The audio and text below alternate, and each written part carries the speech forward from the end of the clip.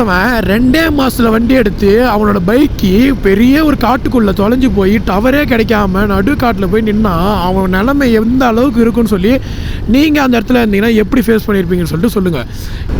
நான் என்ன யோசித்தேன் அப்படின்னா, நான் பாண்டிச்சேரிக்கு போயிட்டு ஸ்பேர் கீ ஒன்று இருக்குது அதை எடுத்துகிட்டு வர ரிஷி அப்படின்னு அவன்கிட்ட சொன்னேன். அவன்ல இல்லை மாறா இங்கே தான் மாறா இருக்கும் தேடுவோம் அப்படின்னா.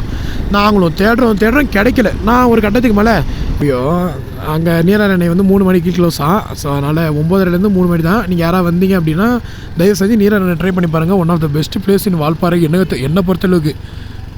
பைசன் தான்டா அது, உண்மையிலுமே பைசன்டா அது.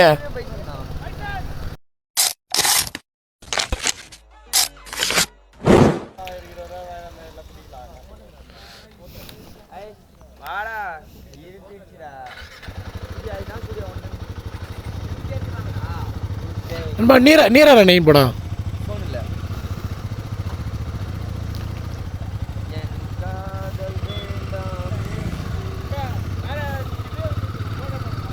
புரியல. போர்டில் நீராரணை போட்டிருக்காரா? சின்ன கலர் தான் போட்டிருக்கோம். ஆமாண்டா தோ போட்டிருக்கா. அப்ப ஏன்னா யாருமே போக மாட்டாங்க. போவண்டா.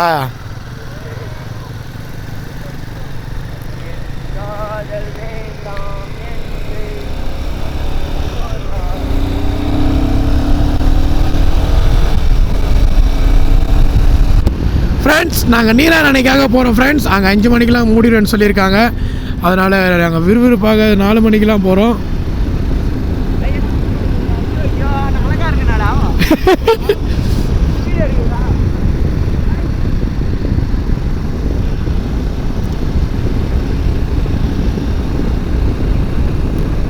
ஃப்ரெண்ட்ஸ் என்ன வேறு அக்கா, நாங்கள் எல்லாம் நீராரணை போகிறோம், ஜாலி பண்ண போகிறோம். ஏன்னா நீராரணை எனக்கு ரொம்ப பிடிச்ச ஒரு இடம் நீராரணை. ஏன்னா யாருக்குமே இப்போதைக்கு வரைக்கும் எனக்கு இப்போ தெரியல. ஆனால் நாங்கள் போகும்போது நாங்கள் மட்டும்தான் அங்கே, நாங்களும் கவர்மெண்ட் பஸ்ஸும் மட்டும்தான். அப்புறம் அங்கே டேமில் இருக்கிற செக்யூரிட்டி ஆஃபீஸர், அதாவது காவல்துறைகள், அவங்க மட்டும்தான் இருக்காங்க. யாருமே கிடையாது. பாருங்கள், வால்பாறை 29 டேட்டு 4ஆம் மாதம் 30ஆம் தேதி 4ஆம் மாதம் 2026. பாருங்கள் கிளைமேட்டை. மணி வந்து 4:30, தூரல் போடுது. மஜாவாக இருக்குது கிளைமேட்டு, சூப்பராக இருக்குது. மறக்காமல் வந்து விசிட் பண்ணி பாருங்கள். காலையில் ஒன்று சொல்லியிருப்பேன், இப்போ ஒன்று சொல்கிறேன். ஆனால் காலையில் கிளைமேட் நல்லா இல்லை. ஆனால் இப்போ கிளைமேட் அடிதூள்.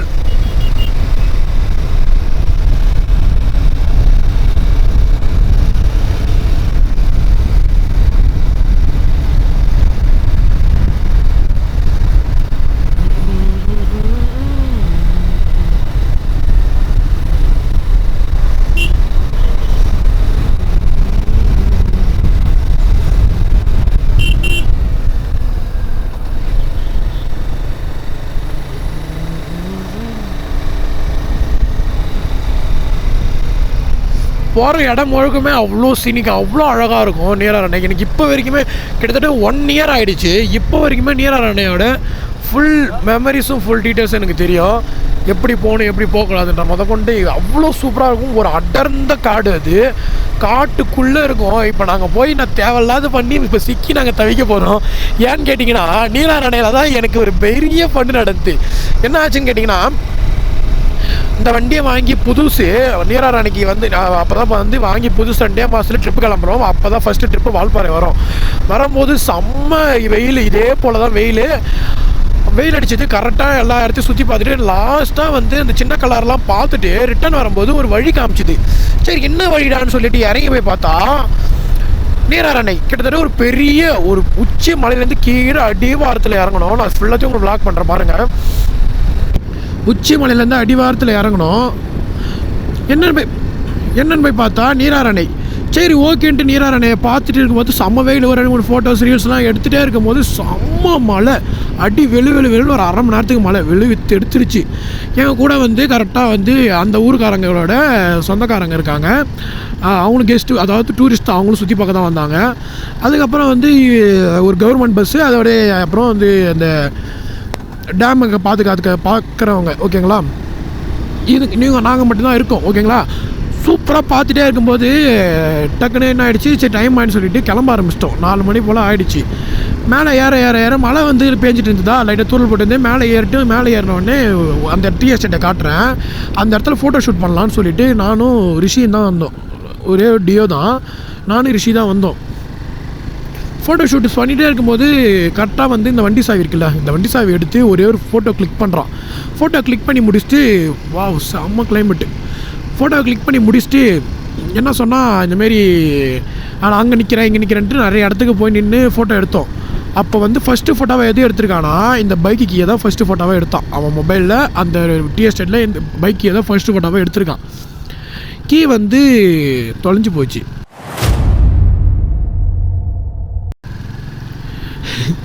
ரியலாக கீ தொலைஞ்சு போச்சு. என்னடா கீயை அப்புறம் ஃபோட்டோஸ்லாம் முடிச்சுட்டு நாங்கள் வந்து வெளியில் ஏந்து வந்தோம், வண்டி எடுக்கலான்ட்டு சாவி கேட்குறோம். சாவியை காணோம். ஒருத்தவன் 2 மாதத்தில் வண்டி எடுத்து அவனோட பைக்கு பெரிய ஒரு காட்டுக்குள்ளே தொலைஞ்சு போய் டவரே கிடைக்காம நடு காட்டில் போய் நின்னா அவன் நிலைமை எந்த அளவுக்கு இருக்குன்னு சொல்லி நீங்கள் அந்த இடத்துல இருந்தீங்கன்னா எப்படி ஃபேஸ் பண்ணியிருப்பீங்கன்னு சொல்லிட்டு சொல்லுங்கள். எனக்கு அழுகவா இல்லை அவன் மேலே கோவப்படவா, இந்த 2 கேள்வி தான். இல்லை யோசிக்கவா, 3ஆவது கேள்வி ஒரு பக்கம். ஆனால் அந்த யோசிக்கிறவான்றது மட்டும் எனக்கு அந்த கேள்வி வந்து உடலை யோசிச்சுன்னு தான் இருக்கேன். ஆனால் அந்த என்னன்னா அவனை திட்டவா இல்லை அழுகுவா, இதுதான் யோசிச்சுட்ருக்கேன். சரி ஒரு கட்டத்துக்கு மேலே என்ன ஆகிடுச்சு,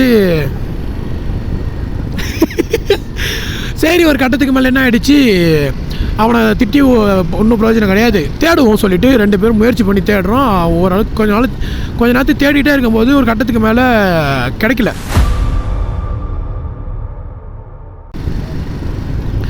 அப்படியே கிடைக்காத பட்சத்தில் என்ன ஆகிடுச்சு, அவன் வந்து ஒரு மாதிரி பிளாங்காக நின்றுட்டான். மழை சொட்டினே இருக்குது, மணி 4:30 ஆகிடுச்சு. ஃபுல்லாக மிஸ்டு சரௌண்டட் ஆகுது. கரெக்டாக டீ எஸ்டேட்டுக்கு நடுவில் மாட்டினுக்கிறோம், யாருமே உதவிக்கு இல்லை. அந்த நிலமையில் எப்படி நாங்கள் வெளியில் வந்தோம் அப்படின்னா, ரொம்ப நேரமாக தேடிகிட்டே இருக்கும்போது வண்டியை வந்து குறுக்கால விட்டுருந்தேன் ரோட்டில். கரெக்டாக வந்து தமிழ்நாடு பஸ் ஒன்று வந்தது. அந்த பஸ்ஸுக்காரங்க வந்து இந்தமாரி வண்டியை ஓரம் விடுங்கன்னு சொல்லி அங்கேருந்து கற்றுனாங்க. இல்லைண்ணா இது சாவி தொலைஞ்சிட்டோன்னே அவர் வண்டி அவரே ஓரம் எடுத்துகிட்டு, அதாவது அவரே ஓரமாக போயிட்டு அவர் ரிட்டன் 1/2 மணி நேரம் கழிச்சு வர வரைக்குமே நான் சாவி தான் தேடிட்டு இருந்தேன். இவங்ககிட்ட கேட்குறேன், இவன் இல்லை நான் உங்கள்கிட்ட கொடுத்தேன் என்கிட்ட கொடுத்தேனே இது பண்ணதான். இப்போ உங்ககிட்ட கொடுத்தேன் என்கிட்ட கொடுத்தேன்றதெல்லாம் கதை இல்லைடா, இவனே தேடு சாவியை அப்படின்னு சொன்னான் அவங்ககிட்ட. 2 பேரும் சாவியை தேட ஆரம்பித்தோம். கடைசி வரைக்கும் சாவி கிடையாது.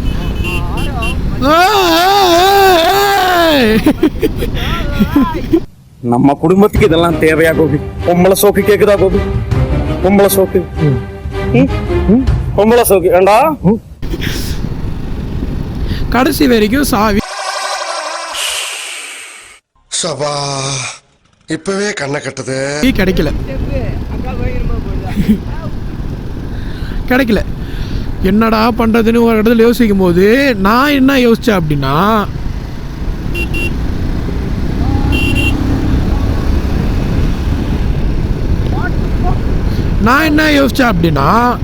நான் பாண்டிச்சேரிக்கு போயிட்டு ஸ்பேர் கீ ஒன்று இருக்குது, அதை எடுத்துகிட்டு வர ரிஷி அப்படின்னு அவங்ககிட்ட சொன்னேன். அவன்ல இல்லை மாறா இங்கே தான் மாறா இருக்கும் தேடுவோம் அப்படின்னா. நாங்களும் தேடுறோம் கிடைக்கல. நான் ஒரு கட்டத்துக்கு மேலே இப்போது கீழே இறங்கின பஸ்ஸு திருப்பி மேலே வரும். நான் அந்த பஸ்ஸில் ஏறி போயிட்டு வீட்டை பாண்டிச்சேரியில் போயிட்டு ஸ்பேர் கீ எடுத்துகிட்டு வரேன். இந்தமாரி வண்டி வந்து லாக் ஆகிடுச்சு, அன்லாக் ஆக மாட்டேங்குது அப்படின்னு சொல்லி வீட்டை தான் போய் சொல்லி ஸ்பேர் கீ எடுத்துகிட்டு வரேன்டா அப்படின்னு அவன் எதுவுமே சொல்லாமல் நிற்கிறான். கடைசியாக ஒரு 5 மணி ஆச்சு. ஒரு ரிட்டன் அந்த பஸ் வந்தது. கத்திக்கினே ஓடுறேன், அண்ணா இந்தமாரி சாவி தொலைஞ்சிச்சுன்னா ஃபோட்டோ எடுக்க அந்த இடத்துல சாவியே கிடைக்கல, என்னென்ன பண்ணுறது?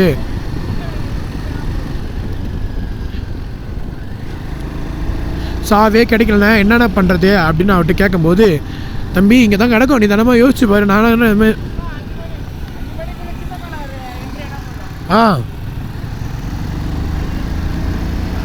என்னப்பா பண்ணுறது அப்படின்னு அவர் கேட்டார். நான் என்ன சொன்னேன், அண்ணா இந்தமாரி ஸ்பேர் கீ தயாரிக்கிறவங்க யாராவது இருந்தாங்கன்னா கூட சொல்லுங்கள். டக்குன்னு அந்த டைமில் அதுவாகவே என் மூளை யோசிக்குது, இந்தமாரி ஸ்பேர் கீ தயாரிக்கிறவங்க யாராவது இருந்தால் சொல்லுங்கள். இதுமாரி வண்டி லாக் ஆகிடுச்சு, வண்டி ஃபுல்லாக நியூ மாடலில் ஃபுல் சென்சாரு, அதனால் வந்து எனக்கு வந்து இதில் வந்து ஈடுபாடு இல்லை, ஆனால் யாராவது தான் பாருங்கண்ணே அப்படின்னு சொன்னோடனே டக்குன்னு தானே ஒரு இடத்துல பார்த்து, தம்பி அது எதுவும் ஜொலிக்குது சாவி மாரி இது பாருப்பானார். எதை பார்த்து சொன்னார் தெரியுமா ஜொலிக்குது அப்படின்னு? இதோ இருக்குது பாருங்கள் ராயல் என்ஃபீல்டு அப்படின்னு. அந்த ராயல் என்ஃபீல்டு இந்த சிம்பிளை பார்த்து இருங்க இருங்க, இந்த கதையை வந்து உள்ளே போயிட்டு சொல்கிறேன். இருக்கு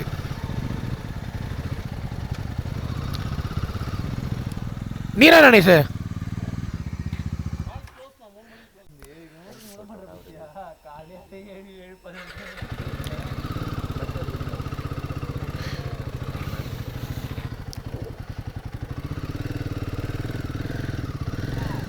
இந்த பஸ்ஸு தாண்டா அங்கே போகுது, அந்த நீராரணிக்கு இந்த பஸ்ஸு தாண்டா போகுது. நாங்கள் வருவானே, நாங்கள் வரட்டுமா? பஸ்ஸில் போட்டா பஸ்ஸில் போடாமா? பஸ்ஸில் போட அதே பஸ் வரும் அண்ணா, பஸ்ஸில் போகலாமா?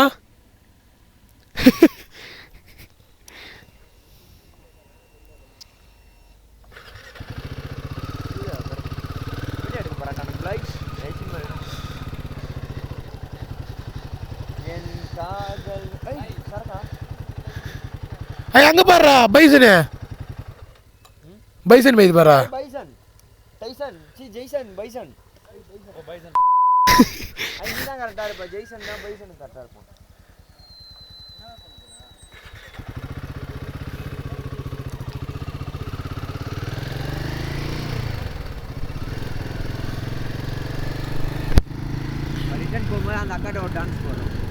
சரின்னு சொல்லிட்டு வாங்க கதைக்கு போவோம் மறுபடியும்.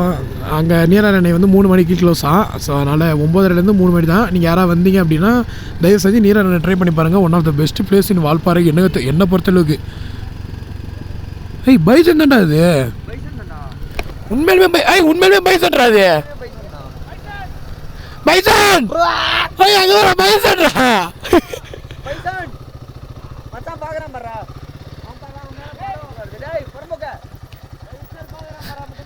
பைசன் ஜெய்சன்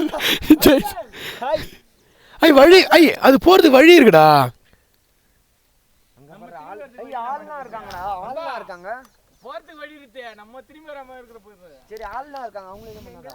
அது அவங்க ஒதுக்கிடுவாங்கடா. அவங்க இதோ இருக்கு பாரு, அதோ இருக்கு பாரு, நேரா நமக்கு நேரா வழி இறங்குது போறது, இறங்குது பாரு.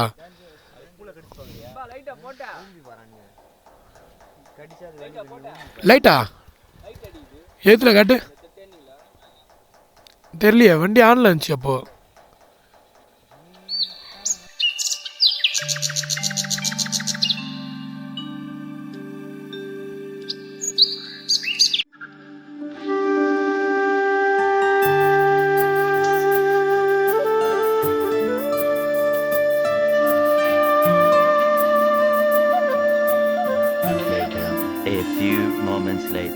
சொல்கிற பாருங்க, கண்டினியூ பண்ணுற பாருங்க அந்த கதையை. அதுக்கப்புறம் வந்து அந்த அண்ணன் இந்த சாவியை பார்த்துட்டு எங்கே கண்டுபிடிச்சார் அப்படின்னா, வண்டிக்கும் சாவிக்கும் ஜஸ்ட்டு ஒரு 10 மீட்டர் அளவில் தான் கண்டுபிடிச்சார். ஏன்னா வண்டி வந்து இங்கே நின்றுருக்குன்னா இந்தமாரி புல்லில் கிடக்குது சாவி. அவர் பஸ்ஸு உயரத்தில் இருந்தாரா, அந்த உயரத்துலேருந்து ஈஸியாக சாவியை ஃபைண்ட் அவுட் பண்ணிட்டார். இந்த கதையை சொல்லி முடிக்க எவ்வளோ இதாக இருந்து போயிரு. ஆனால் அந்த இடத்துல நடக்கும்போது என்னால் ஒரு துளி கூட யோசிக்க முடியாமல் எவ்வளோ திணறி போனது தெரியுமா வாழ்க்கையில். அப்போ தான் வாங்கி போட்டேன், அப்போ அந்த ட்ரிப்பில் வாங்கி போட்டேன் கீச்சைன், அந்த மார்வல் அதிரப்பள்ளியில் வாங்கி போட்டேன். அதிரப்பள்ளியில் போயிட்டு தொலைஞ்சிடக்கூடாது அப்படின்னு வாங்கி போட்டேன்.